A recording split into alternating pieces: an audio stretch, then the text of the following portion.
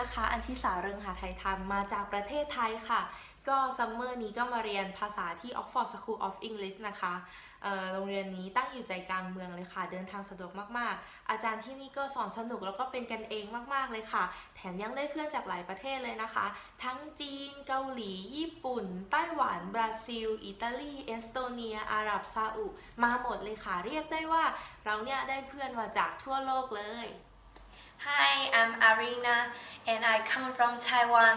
Now I'm 18 years old and I came here on 11th of June. And I think this school is good because we have a good teacher and in our school we have lots of friends from Thailand, from Taiwan, from Korea, Japan, Italian girl or Italian boy and Switzerland. We have lots of country students come here and they are nice. Hi, my name is Michele, I'm from Italy and I really enjoyed Oxford School of English.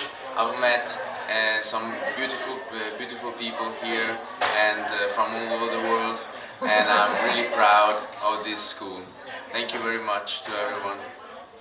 Bye. Hi, my name is Uriel and this school is really nice because I meet here some really good people and I think it's very nice to can have this opportunity to meet people like Gan.